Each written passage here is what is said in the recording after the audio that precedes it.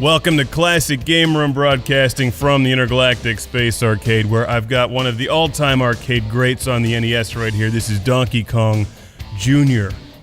We all know his dad is Donkey Kong, but who's his mom? Anyone? Ms. Pac-Man?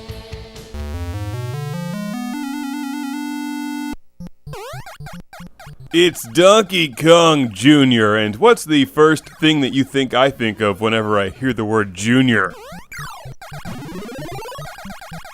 If you watch this show, it's not that hard. Come on. That's right. The Whopper Jr. from Burger King. The Whopper Jr. is my favorite fast food hamburger. I prefer it over the original Whopper for a variety of reasons, none of which has anything at all to do with this game, except that I like Donkey Kong Jr. more than regular Donkey Kong. The original Whopper is just too big. The original Donkey Kong is too rigid in its gameplay mechanics. Burger King and Nintendo made improvements when creating the Junior. Donkey Kong Jr. is just a fabulous arcade game. Originally released to the arcades in 1982, this is the Nintendo Entertainment System version, which is just about as good. This has got to be the best home console version of Donkey Kong Jr., which makes me hungry every time I say that.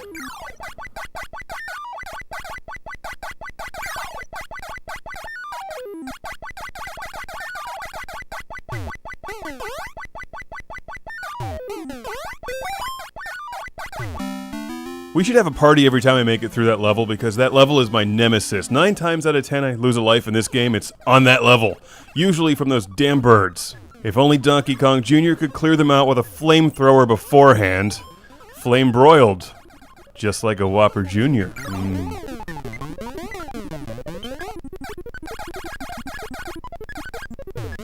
Those electric sparks or whatever can suck it, because I rock this level. I love Donkey Kong Jr., it's so much fun. And while most people probably prefer the original, there's more to do in Donkey Kong Jr.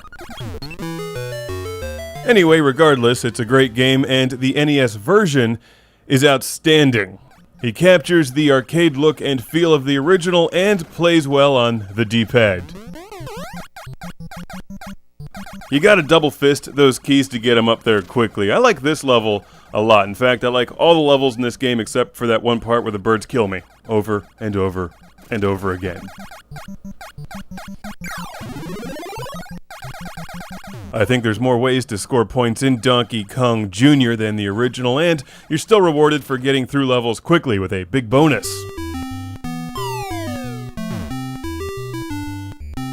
Now, the whole premise here is that you're saving Donkey Kong from Mario, who's locked him in a cage because presumably he doesn't have access to any Burger Kings and he's got to eat sometime.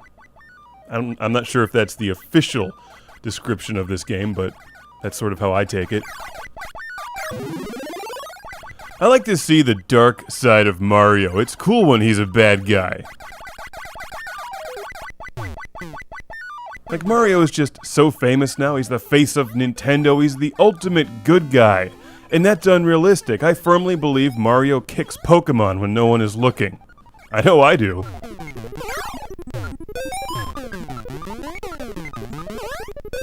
If you think about it, Mario isn't just being a bad guy in this game. Like, oh, he's up to no good. No, Donkey Kong is locked in a cage, and Mario's trying to electrocute his son while his father watches. That's sadistic.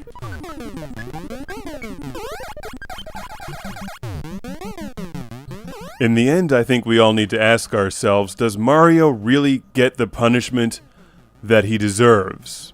And I don't think so. He usually ends up with a mild concussion, but then he's back at it again. Let's go. Die, Donkey Kong Jr. I'm going to attack you with birds. That's not a very good guy thing to do, is it, Mario? If there were any justice in this video game world, Donkey Kong Jr. would leave a rake sticking up right below where Mario's about to fall. But until then, you've just got to keep playing Donkey Kong Jr. on your NES over and over and over again, because it's fun. So here's a classic game room shout out and thank you to my homeboy Mark from Brooklyn, New York, for sending this game to the show. It's one of the best NES games that you can get because it's based on one of the best arcade machines ever made. That's what happens when I try to rush this level. Oh well, guess where I'm going to lunch.